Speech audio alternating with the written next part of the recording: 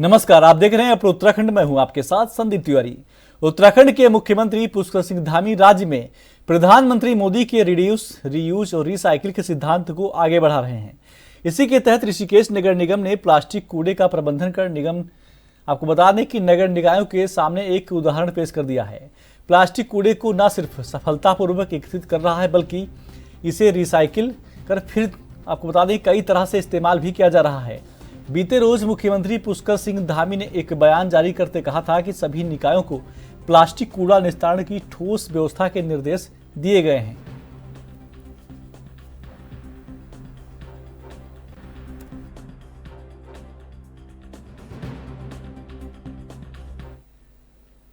मामला केदारनाथ उपचुनाव से जुड़ा हुआ है, जहां पर बीते दिनों भाजपा नेता की गाड़ी में अवैध शराब पकड़ी गई थी। इसी मामले में नेता प्रतिपक्ष यशपाल आर्य ने भाजपा पर निशाना साधते हुए कहा कि बीजेपी अपने आप को अब कमजोर समझने लगी है। उसे लग रहा है कि वो चुनाव हार रही है, इसीलिए अब धन बल और आपको बता दें कि शराब बांटने लग गई है। जनता में न मुद्दे रहे हैं, न काम, और न अब जनता को अब जाम पिला रहे हैं। आपको बता दें कि उन्होंने कहा कि अब की बार बाबा केदारनाथ बीजेपी को उसकी करनी का फल अवश्य देंगे। आज सरकार कटघरे में खड़ी है। केन प्रकार ने चुनाव जीतना चाहती है और लगातार हम इस बात को कह रहे हैं कि भारतीय जनता पार्टी की सरकार सत्ता बल का दुरुपयोग करेगी, सरकारी मशीनरी का दुरुपयोग करेगी, धन बल का इस्तेमाल करेगी। और कल रात की घटना से साबित हो चुका है कि जो हम कह रहे थे, कांग्रेस पार्टी कह रही थी कि यहाँ से ट्रकों के हिसाब से शराब पुलिस प्रशासन के संरक्षण में गांव में पहुंचाने का काम भारतीय जनता पार्टी की वर्तमान सरकार कर रही है। पैसा बांटा जा रहा है, साड़ियाँ बांटी जा रही हैं। और कल रात चोपता में एक प्रदेश कार्य समिति के सदस्य की गाड़ी में शराब पकड़ी गई है। हमारे कार्यकर्ताओं ने उस कार को घेर लिया और दबाव बनाने के पश्चात लगातार हमारे माननीय विधायक, हमारे कांग्रेस के प्रत्याशी मनोज रावत जी, सभी लोग डटे रहे और बाद में एफआईआर दर्ज हुई। ये एक वानगी भर है। पूरे केदारनाथ घाटी में, केदारनाथ विधानसभा में पैसे से, शराब से या वोटों को खरीदना चाहते हैं। ये आज केदारनाथ के अस्तित्व की लड़ाई है, रोजगार की लड़ाई है, बेरोजगारी के खिलाफ लड़ाई है। कि धामी प्रदेश के माननीय मुख्यमंत्री और सरकार के इशारे पर प्रशासन काम कर रहा है। मैंने कहा कि सरकारी तंत्र का, मशीनरी का दुरुपयोग हो रहा है, धन बल का इस्तेमाल किया जा रहा है, सत्ता बल का पूरा दबाव प्रशासन पर है और एक मिली भगत है, गठजोड़ है। ये चाहते थे कि हम इन प्रकार इस चुनाव को जीतना चाहते थे और सब हथकंडे बेकार साबित हुए हैं। और मेरा मानना है कि जनता ने भाजपा के खिलाफ वोट देने का मन बना लिया है, परिवर्तन का माहौल दिखाई दे रहा है और सभी धर्म, सभी जाति वर्ग के लोग कांग्रेस के पक्ष में लामबंद हो चुके हैं। बदलाव चाहते हैं, सबक सिखाना चाहते हैं, अहंकार को तोड़ना चाहते हैं, ऐसा मेरा मानना है। केदारनाथ विधानसभा में उपचुनाव को लेकर प्रचार थम गया है। कांग्रेस उम्मीदवार को लेकर भाजपा के प्रदेश मीडिया प्रभारी मनबीर सिंह चौहान ने यह दावा किया है कि कांग्रेस उम्मीदवार को कांग्रेस के नेताओं ने ही पसंद नहीं किया और गणेश गोदियाल और हरीश रावत के अलावा कोई प्रचार के लिए नजर नहीं आया। चौहान ने कांग्रेस संगठन के साथ साथ कांग्रेस के वरिष्ठ नेताओं की कार्यशैली पर भी सवाल खड़े कर दिए हैं। मनबीर सिंह चौहान ने कहा है कि जिस तरह से भाजपा संगठन ने पूरी तरह से इस चुनाव में काम किया, चाहे मंत्री हों या फिर संगठन से जुड़े पदाधिकारी, सभी वैसे ही। दूसरी तरफ कांग्रेस की बात करें तो कांग्रेस का संगठन यहां पर कहीं पर भी नजर नहीं आया है।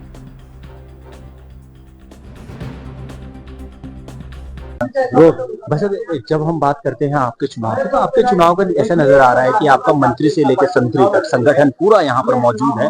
दूसरी तरफ कांग्रेस को अगर देखें, शुरुआती दिनों में तो उनको कुछ नेता नजर आए, लेकिन अब ऐसा लग रहा है ना उनके अध्यक्ष नजर आ रहे हैं, ना उनका संगठन नजर आ रहा है। आपको क्या लगता है ये चुनाव देखिए, सबसे पहले तो हम भारतीय जनता पार्टी में चाहे कोई मंत्री हो चाहे बड़ा पदाधिकारी हो, सभी कार्यकर्ता के नाते जो है काम करते हैं। और हम कांग्रेस की बात करें तो कांग्रेस के पास भी 20 विधायक हैं, उनके प्रदेश के कई नेतागण हैं, उनको भी किसी ने मना नहीं किया चुनाव प्रचार के लिए। लेकिन स्पष्ट बात ये जो सबके सामने आ चुकी है कि जब तक उनके जो कांग्रेस के प्रदेश अध्यक्ष हैं, उनके जो कैंडिडेट जिनको वो लड़ाना चाहते थे, उनको टिकट नहीं मिल पाया और जिसको टिकट दिया था उनका मनपसंद नहीं था, इसलिए मनपसंद का प्रत्याशी घोषित न होने के कारण कांग्रेस में बुरी तरह से धड़ेबाजी आगे सामने आ रही है। और कांग्रेस के प्रत्याशी के प्रचार के लिए सिर्फ और सिर्फ उनके दो आदमी सामने दिखाई दे रहे हैं, गणेश गोदियाल जी और एक हरीश रावत जी। गणेश गोदियाल जी अपने आगे के चुनाव की तैयारी की लिहाज से लगातार सक्रिय दिखाई दे रहे हैं और आदरणीय हरीश रावत जी के चेले हैं। तो लेकिन केदारनाथ की जनता ने कांग्रेस को बुरी तरह से सबक सिखाने का मन बना लिया है और कांग्रेस की जो गुटबाजी दिखाई दे रही है और जो उनके नेता स्टार्टिंग में बहुत सारे यहाँ पर प्रचार के लिए आए थे, तो कांग्रेस के नेता भी पूरी तरह से केदारनाथ की जनता की भावनाओं को समझ गए हैं।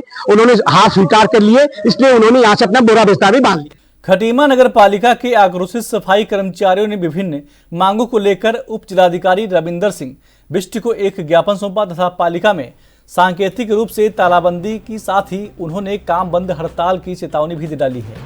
सफाई कर्मचारियों ने आपको बता दें कि पीएफ कटौती को उनके खाते में जमा करने, 500 रुपये प्रति माह प्रोत्साहन राशि देने, इनकम टैक्स रिटर्न करने, राज्य कर्मचारी घोषित करने, ढांचे के अनुरूप कर्मचारी तैनात किए जाने, वाल्मीकि बस्तियों का सौंदर्यीकरण करने, मृतक आश्रितों को सेवा में लेने, ओवर टाइम की व्यवस्था लागू करने, अनुभवी एवं योग्य कर्मचारियों को पदोन्नत किए जाने तथा पुरानी तहसील में आवास बनाकर सफाई कर्मचारियों को आवंटित किए जाने सहित 2 दर्जन मांगों को लेकर एसडीएम को ज्ञापन दिया गया है। लगभग 6 माह से अपनी समस्याओं को लेकर के मांग पत्र बराबर देते चले आए, बराबर अधिकारियों के साथ बैठक हुई, लेकिन आज तक किसी भी समस्या का समाधान पालिका प्रशासन द्वारा नहीं किया गया है। पिछले महीने जो है आपने मांग पत्र दिया, उस पर ना तो कोई वार्ता हुई और ना ही कोई समाधान हुआ। तो मजबूरी होकर आज कर्मचारी सुबह ही नगर पालिका में आ धमके हैं और इनका कहना है कि सबसे पहले हमारी बात को सुना जाए और हमारी समस्याओं पर गंभीरता से विचार किया जाए, उसके बाद ही हम तालाबंदी खोलेंगे। अन्यथा की स्थिति में आज ये सिर्फ सांकेतिक रूप से तालाबंदी की है कर्मचारियों ने, अन्यथा काम बंद हड़ताल करेंगे। दरअसल में एक तो ये है कि कर्मचारियों का वेतन से पीएफ के नाम से इन्होंने कटौती कर ली। लगभग 3 साल तक कटौती करते चले आ रहे हैं और वो कटौती खातों में जमा न करके नगर पालिका ने अपने पास रखी है, जिससे कर्मचारियों का ब्याज का नुकसान हो रहा है। हड़ताल कर रहे हैं, हम काम बंद हड़ताल करेंगे, आर पार की लड़ाई लड़ेंगे। नगर पालिका के परिसीमन के बाद जो क्षेत्र बड़ा है वो शासनादेश के अनुरूप उसमें जो हम स्वच्छ कर्मचारी हैं उनकी संख्या बढ़नी चाहिए, जो कि मेरे ख्याल से लगभग जीओ के हिसाब से 48 और स्वच्छ कर्मचारी होने चाहिए। तो इसी सिलसिले में उनके द्वारा कहा गया कि इनको बढ़ा दिया जाए। जो फाइल जो है हमारे यहाँ से मूव कर दी है और जिलाधिकारी महोदय का अनुमोदन प्राप्त होते ही हम इसका टेंडर कॉल कर लेंगे और उसकी जो हमारी जो शासनादेश के अनुरूप जो भी हमारी संख्या बढ़नी है 48 के लगभग, वो हम बढ़ा देंगे। केदारनाथ उपचुनाव के लिए प्रचार बंद हो चुका है, लेकिन बीजेपी लगातार इस चुनाव में भाजपा प्रत्याशी आशा नौटियाल की जीत का दावा कर रही है। भाजपा प्रदेश अध्यक्ष महेंद्र भट्ट बिल्कुल साफ तौर पर यह कहते नजर आ रहे हैं कि इस बार भी केदारनाथ की जनता ने बीजेपी को जिताने के लिए अपना मन बना लिया है और निश्चित तौर पर जीत आशा नौटियाल की ही होगी, क्योंकि भाजपा कार्यकर्ताओं ने बूथ स्तर पर जाकर मेहनत की है और प्रचार के वक्त लगातार बीजेपी के पक्ष में प्रचार किया है। महेंद्र भट्ट का कहना है कि उन्हें उम्मीद है कि केदारनाथ में बीजेपी जीत का परचम लहराएगी। क्या स्थिति अगर हम देखें यहाँ पर किस तरह से है और कांग्रेस जिस तरह से सवाल खड़े कर रही है उस पर आप क्या कहेंगे? देखिए, केदारनाथ विधानसभा उत्तराखंड की ऐसी विधानसभा बनने जा रही है भारतीय जनता पार्टी की, जो सर्वाधिक मतों से जीतने वाली। और जिस प्रकार मात्र शक्ति का जो ज्वार आशा जी के साथ दिखाई दे रहा है, जिस प्रकार का समर्थन दिखाई दे रहा है मुख्यमंत्री की 3 सभाओं से, इसका जवाब भी कांग्रेस के लोगों को मिल चुका है। मैं कह सकता हूं कि हमारा कार्यकर्ता बूथ स्तर पर जिस लगन के साथ लगा हुआ है, और यहाँ की जनता ने तय किया है कि हम विकास के लिए मतदान करने वाले हैं। सरकार केंद्र में भाजपा की, राज्य में भाजपा की, इसलिए विधायक भी भाजपा का बनेगा। ये एक प्रकार का लहर का माहौल इस वक्त केदारनाथ में मैं देख रहा हूं, और मैं कह सकता हूं केदारनाथ विधानसभा अच्छे मतों से जीतने वाली विधानसभा बनने वाली। कांग्रेस जो सवाल खड़े कर उत्तराखंड राज्य में दिसंबर महीने में आयोजित होने जा रहे अंतर्राष्ट्रीय आयुर्वेद सम्मेलन की तैयारियां जोरों शोरों से चल रही हैं। ऐसे में संभावना जताई जा रही है कि इस सम्मेलन से पहले राज्य की पहली योग पॉलिसी लागू हो सकती है। दरअसल साल 2023 से ही आयुष विभाग प्रदेश के लिए योग नीति तैयार करने पर काम कर रहा है। हालांकि आयुष विभाग ने योग नीति का मसौदा तैयार कर शासन को प्रशिक्षण के लिए भेज दिया था। आपको बता दें कि मुख्य रूप से इस योग पॉलिसी में प्रदेश के भीतर योग संबंधित विधाओं को बढ़ाने पर विशेष जोर दिया गया है।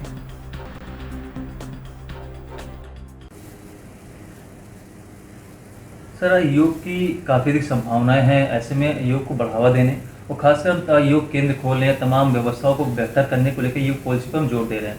आखिर हम क्या हमारा मोटिव है योग पॉलिसी बनाने के लिए, उसमें क्या कुछ प्रावधान हम कर रहे हैं? राज्य में योग और आयुर्वेद को लेकर काफ़ी संभावनाएं परिलक्षित हो रही हैं, और योग और आयुर्वेद को बढ़ावा देने के लिए उसके जो भी संस्थान कार्य करते हैं उसमें एक रूपता लाने के लिए और क्वालिटी संस्थानों के माध्यम से योग आधारित जो भी प्रशिक्षण है और जो अभ्यास है उसको और सुदृढ़ बनाने के लिए राज्य में योग नीति के ऊपर कार्य किया जा रहा है। अभी ड्राफ्ट के जो बिंदु होते हैं उन पर चर्चा की जा रही है, और मैकेंजी संस्था के साथ भी इस संबंध में उनकी मदद सहयोग लिया जा रहा है। शीघ्र ही एक ड्राफ्ट जैसे तैयार हो जाएगा, इसको सक्षम स्तर पर अनुमोदन के लिए प्रस्तुत किया जाएगा। सर, इसमें हम किसी खास बिंदु पर फोकस कर रहे हैं क्योंकि योग की विश्व की राजधानी ऋषिकेश है, तो योग की जननी भी मानी जाती है।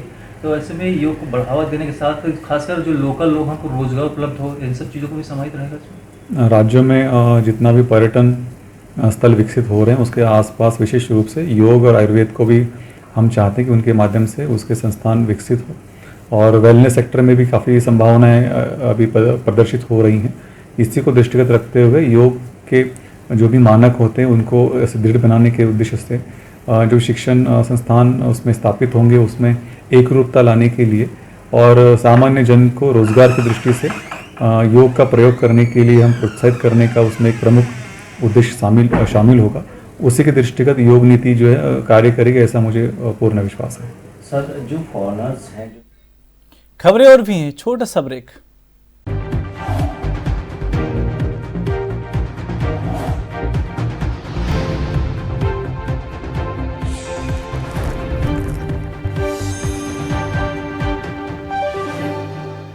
ब्रेक के बाद स्वागत है आपका। खबरों में आगे बढ़ते हैं। जिला प्रशासन ने देहरादून के एक निजी होटल में 24 घंटे बार खोलने के आदेश को निरस्त कर दिया है। 24 घंटे बार खोलने के आदेश की सोशल मीडिया और आम जनता में जमकर आलोचना हो रही थी। हालांकि ध्यान देने वाली बात यह रही कि पूरा प्रकरण वर्तमान जिलाधिकारी से पहले का है, जिसके बाद जिला प्रशासन की सिफारिश के बाद आबकारी आयुक्त ने बार को दिए गए अतिरिक्त समय को निरस्त करने के आदेश जारी कर दिए हैं। डीएम सविन बंसल ने बताया कि मेरे कार्यभार संभालने से पहले ही बार को अनुमति देने का आदेश जारी हो गया था, जिसका पालन करते हुए होटल के बार को अनुमति दी गई थी। लेकिन नए निर्देशों के अनुसार सभी बार और शराब की दुकानें 11 बजे तक ही खुली रहेंगी। अगर कोई व्यापारी स्वामी इसका उल्लंघन करता पाया जाएगा, उस पर कड़ी कार्रवाई की जाएगी। आपको बता दें कि बीते दिनों सड़क दुर्घटनाओं का मुख्य कारण ड्रिंक एंड ड्राइव बना, जिसके कारण मुख्यमंत्री पुष्कर सिंह धामी ने सभी बार और शराब की दुकानों को समय पर बंद करने के निर्देश जिलाधिकारियों को दिए हैं। देखिए, जो हमारे एक्साइज मैनुअल्स हैं या हमारे लॉज हैं, उसमें जो हमारे रूटीन डेज हैं, रूटीन वीक डेज हैं, उसमें तो 11 बजे तक का प्रतिबंध है। सैटरडे को उसमें 12 बजे तक का ज़रूर निर्देश है, लेकिन एक स्पेशल पावर्स हैं डिस्ट्रिक्ट मजिस्ट्रेट की, उस पावर्स को मैं इन्वोक करते हुए वीकेंड्स पे भी टाइमिंग को 11 बजे ही कर रहा हूँ। आपसे आदेश शेयर कर दिया जाएगा आज, और this is going to happen for the first time at least in our district. I am sure कि और किसी ज़िले में भी ऐसा अभी ऑर्डर नहीं हुआ है, but this is going to happen in our district, वो आपसे हम शेयर करेंगे। For law and order maintenance and peace ये शक्ति डिस्ट्रिक्ट एडमिनिस्ट्रेशन को दी गई है हमारे एक्साइज मैनुअल में। उसी को आज हम इन्वोक करते हुए ये जो वीकेंड वाला भी एक्सटेंशन है 1 घंटे का, इसको हम ख़त्म कर रहे हैं सभी बार्स, पब्स, रेस्टोरेंट्स के लिए, सब पे अप्लाई होगा। सेकेंडली जो आपने हयात वाला इशू रेस किया है, उसके मैं आपको क्लियर करना चाहूँगा कि उसके 3 चरण होते हैं। पहले ज़िले से रिकमेंडेशन जाती है एक्साइज कमिश्नर को, एक्साइज कमिश्नर उसको अप्रूव करते हैं। उसके बाद जब ज़िले में वो अप्रूवल पश्चात आ जाती है तो ज़िले को वो जारी करना पड़ता है। जो प्रथम 2 चरण थे, ज़िले से रिकमेंडेशन जाना और कमिश्नर के यहाँ से उसका अप्रूवल मिलना, वो हमसे पूर्व के प्रकरण हैं। जब यहाँ पे अप्रूवल आ गई थी व्हेन आई जॉइंड, तो वो यहाँ से सिर्फ इशू किया गया था, it was not recommended during our tenure.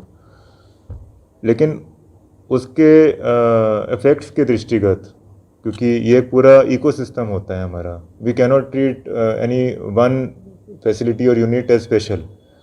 तो ये पूरा इकोसिस्टम को जब हम रिस्ट्रिक्ट कर रहे हैं, रेगुलेट कर रहे हैं, तो उसकी भी रिकमेंडेशन हमने की थी कि it should be treated as equal to other units.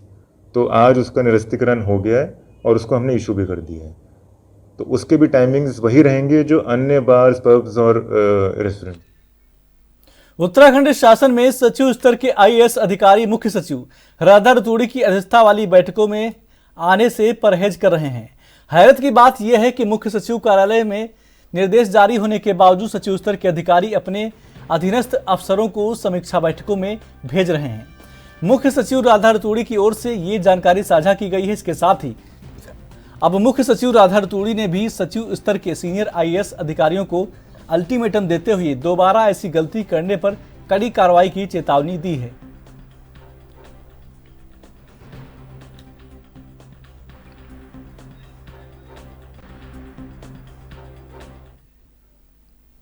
राजधानी स्थित जिलाधिकारी कार्यालय ऋषिपुरा सभागार में जनता दरबार आयोजित किया गया, जहां तमाम अधिकारीगण मौजूद रहे और इस दौरान जिलाधिकारी को आम जनता की 100 से ज्यादा शिकायतें प्राप्त हुई। जिलाधिकारी को प्राप्त ज्यादातर शिकायतें भूमि विवाद और आपको बता दें कि सुदूरवर्ती क्षेत्रों में बिजली कनेक्टिविटी और घरेलू विवाद से जुड़ी प्राप्त हुई हैं।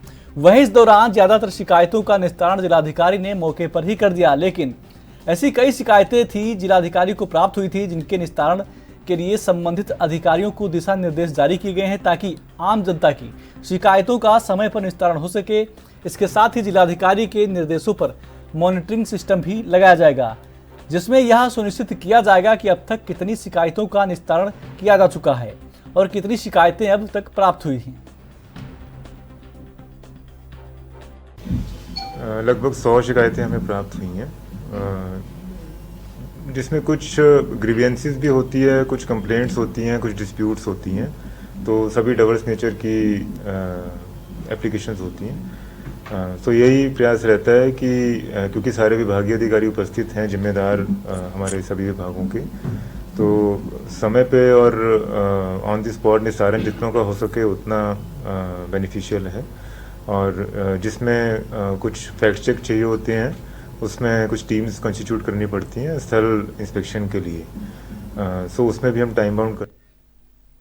मुख्यमंत्री पुष्कर सिंह धामी ने देहरादून स्थित दून विश्वविद्यालय में राष्ट्रीय कौशल और रोजगार सम्मेलन का दीप प्रज्वलित कर शुभारंभ किया। यह सम्मेलन नीति आयोग, सेतु आयोग और राज्य सरकार के संयुक्त प्रयासों से आयोजित किया गया है। कार्यक्रम का मुख्य उद्देश्य उत्तराखंड के तमाम बेरोजगार युवाओं को रोजगार से जोड़ने को लेकर रहा। किस तरह कृषि, पर्यटन और उत्तराखंड की भूमि में होने वाली वनस्पतियों को जरिया बनाकर रोजगार के अवसर बढ़ाए जा सकते हैं, इसको लेकर कार्यक्रम में चर्चा की गई। मुख्यमंत्री पुष्कर सिंह धामी ने बताया कि इस तरह की कार्यशालाएं प्रदेश और आपको बता दें कि प्रदेश के युवाओं के बेहतर भविष्य के लिए बेहद महत्वपूर्ण साबित होंगी। कार्यक्रम में कौशल विकास मंत्री सौरभ बहुगुणा ने भी शिरकत की, साथ ही कार्यक्रम में अपने विचार भी साझा किए। इस कार्यशाला में जो मंथन होगा उससे बहुत व्यवहारिक चीजें निकल कर आएंगी और हमें किन सेक्टरों में अपने युवाओं को और अधिक प्रशिक्षण देना है जिससे कि वो अच्छा रोजगार प्राप्त कर सकें, आने वाले समय में उनका जीवन अच्छा हो सके। और माननीय प्रधानमंत्री जी ने जो 2015 में स्किल डेवलपमेंट का विभाग खोला था, उसके खोलने का उद्देश्य यही था, उसको धरातल पर उतारकर अधिक से अधिक युवाओं को रोजगार से जोड़ना, और केवल रोजगार से जोड़ना ही नहीं, आने वाले समय में वो केवल रोजगार खोजने वाले न बने, रोजगार देने वाले बने। इस प्रकार के प्रशिक्षण के जो कार्यक्रम हैं, इस प्रकार की जो कार्यशालाएं हैं, वो इस दिशा में कार्य कर रही हैं। धन्यवाद। देखिए, सबसे पहले मैं मुख्यमंत्री जी का, नीति आयोग और सेतु विभाग के समस्त अधिकारियों का बहुत बहुत धन्यवाद करूंगा। जो महत्वपूर्ण चीज़ है उत्तराखंड के लिए कि स्किल कैसे डेवलप किया जाए और एम्प्लॉयमेंट कैसे जनरेट किया जाए, उस पर एक कार्यशाला यहाँ रखी गई है। और प्रधानमंत्री जी का बहुत बहुत धन्यवाद करूंगा कि अगर 2014 के बाद इस देश में स्किल के ऊपर चर्चा होनी शुरू हुई, तो उसका इनिशिएटिव प्रधानमंत्री नरेंद्र मोदी जी ने दिया है। जब उन्होंने स्किलिंग, रीस्किलिंग और अपस्किलिंग की बात कही, उन्होंने स्किल डेवलपमेंट विभाग एक अलग से बनाया ताकि देश के युवाओं को शिक्षित कर सकें, स्किल कर सकें और उनको एम्प्लॉयमेंट जनरेट करा सकें उनके लिए। इस कार्यशाला से समस्त क्षेत्रों से यहाँ पर एक्सपर्ट्स आए हैं। जब यहाँ पर हम बैठेंगे, चर्चाएं होंगी, तो कुछ नीतियाँ बनेंगी। कोई भी चीज़ बिना नीति की नहीं हो सकती, और अच्छी नीति बना के जिस तरीके से पिछले 3 साल में पुष्कर सिंह धामी जी की सरकार में बच्चों को स्किल किया गया है, बच्चों को एम्प्लॉयमेंट जनरेट करी गई है, उत्तराखंड को एम्प्लॉयमेंट में आगे बढ़ाया गया है, उसी तरीके से नई नीतियां बना के हम जो भी यहाँ से निष्कर्ष निकलेगा उसको अडॉप्ट करेंगे और बच्चों को स्किल करने के लिए और उनकी एम्प्लॉयमेंट जनरेट करने के लिए पॉलिसीज बनाएंगे। उत्तराखंड के बुलेटिन में मेरे साथ बस इतना ही। आप देखते रहिए ANB न्यूज। नमस्कार।